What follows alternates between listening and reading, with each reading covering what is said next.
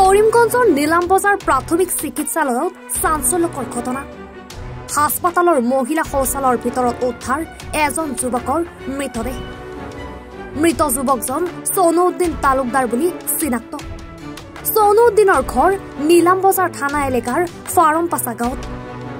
মৃতদেহটোৰ কাষত উদ্ধাৰ হৈছে ড্ৰাগছ সেৱনত ব্যৱহাৰ কৰা চিৰিঞ্জ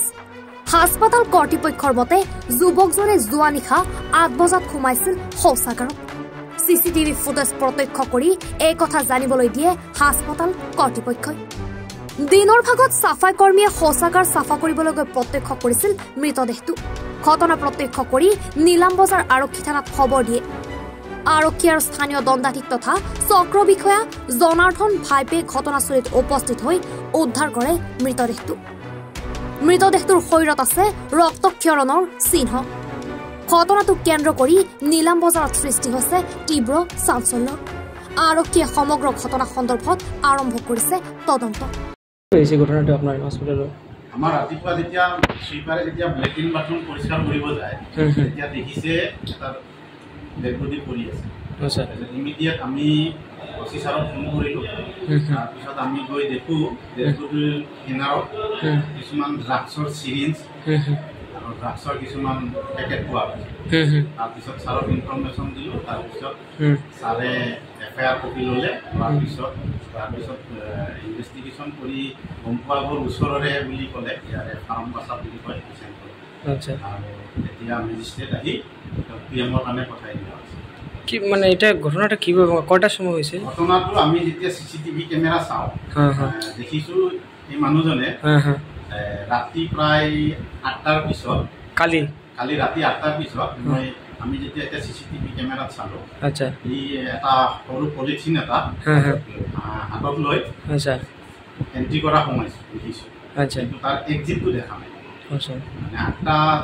8:12 নে 13 এণ্ট্ৰিটো দেখিছোঁ সোমোৱা দেখিছোঁ এটা পলিথিন আছে পলিথিনত হাতত লৈ তেওঁ এণ্ট্ৰি কৰা দেখিছোঁ গৈ তাৰপিছত যিহেতু আমাৰ এইফালে ডেলিভাৰী ৰুম আছে তাৰ ভিতৰত চিচিটিভি কেমেৰা নাই আচ্ছা তাৰপিছততো তাক এক্সিট আমি দেখা নাই কাৰণ কালি প্ৰব্লেম সংগী কালি আমাৰ কোনো ডেলিভাৰী হোৱা নাই আচ্ছা গতিকে ডেলিভাৰী যিহেতু হোৱা নাই ডেলিভাৰী যিটো ৱাৰ্ডত ঘটনাটো হৈছে কালি কোনো পেচেণ্ট নাই গতিকে আৰু যিটো লেট্ৰিন বাথৰুম আছে ৰুমৰ বহুত ভিতৰত আছে মানে ফ্ৰণ্টৰ পৰা আহি এইটো যে কোনোবা মানুহ আছে দেখা পোৱা নাযায় আৰু লেট্ৰিন বাথৰুমটো ভিতৰত আছে এণ্ট্ৰি য'ত আছে তাৰ পৰা আপোনাৰ মানে যে এইটো কোনোবা আছে যদিও গম পোৱা নাযায় আৰু যিহেতু একদম ভিতৰৰ কাৰণে আমাৰ তাত চিচিটিভি কেমেৰা নাই কাৰণ লগত আমাৰ ডেলিভাৰী ৰুম আছে তাত আমি ডেলিভাৰী ৰুম থকাৰ কাৰণে চিচিটিভি কেমেৰা আমি ৰাখিব নোৱাৰোঁ গতিকে এতিয়া মই চালোঁ তেওঁ আমি এণ্ট্ৰিটো দেখিছোঁ এক্সিটটো দেখাছোঁ এইটোৰ লগত দেখিলাম এটা চিলিণ্ডবিলাক নেকি আমি যেতিয়া আমাৰ সুইপাৰে মাতি ক'লে মই গৈ দেখিলোঁ নিজে গৈ দেখিলোঁ হাতৰ চিৰিঞ্জ লাগি আছে ওচৰত আচ্ছা আৰু সৰু সৰু পেকেট পোৱা গৈছে আচ্ছা মানে সেইটো তেওঁ ড্ৰাগছ জাতীয় কিবা লৈছে আৰু অলপ ব্লিডিং হৈ আছে এতিয়া আমি লগালগ অফিচাৰক মাতি এতিয়া পিএমৰ কাৰণে পঠিয়াই দিয়া ঠিক আছে কৰিমগঞ্জৰ পৰা শুভাংকৰ মালাকৰৰ ৰিপৰ্ট এনি ভাৰত 24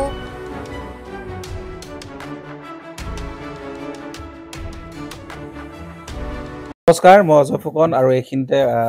সমূহ এনি ভাৰত চেনেলটোৰ যিসকল কৰ্মকৰ্তা আছে সকলোৰে মোৰ ফালৰ পৰা শুভেচ্ছা জ্ঞাপন কৰিছোঁ অসমৰ আচলতে সংবাদ জগতত নতুনকৈ আচলতে এটি আত্মপ্ৰকাশ ঘটিছে আমাৰ নিউজ চেনেল এনি ভাৰত আৰু এনি ভাৰতৰ এটা খুব ধুনীয়া এটা অনুষ্ঠান হ'বলৈ গৈ আছে সকলোৱে জানে আমাৰ সকলোৰে মৰমৰ হাৰ্টথ্ৰব জুবিন গাৰ্গৰ গানে কি আনে আচলতে জুবিনদাৰ সেই গীতৰ আধাৰত আমাৰ হিৰুদাই লিখা সেই গীতটি গানে কি আনে এই গানে কি আনে নামৰ এটি তেওঁলোকে সাংগীতিক ৰিয়েলিটি শ্ব' কৰিবলৈ গৈ আছে আৰু 15 আগষ্টৰ পৰা গোটেই আৰম্ভ হ'ব প্ৰথম অডিশ্যন অসমৰ ধেমাজি জিলাত আৰম্ভ কৰিব গতিকে সমূহ যিসকল প্ৰতিভা আছে যিসকলে গান ভাল পায় যিসকলে তেওঁলোকৰ নিজৰ প্ৰতিভা আচলতে দেখুৱাব বিচাৰে এই ৰিয়েলিটি শ্ব'ত গানে কি আনে এই প্ৰতিযোগিতাত অংশগ্ৰহণ কৰক আৰু খুব ধুনীয়া আপোনালোকে সুবৰ্ণ সুযোগ লাভ কৰিব লগতে ইয়াতে পুৰস্কাৰ আছেই বিভিন্ন ধৰণৰ উপহাৰো আপোনালোকে লাভ কৰিব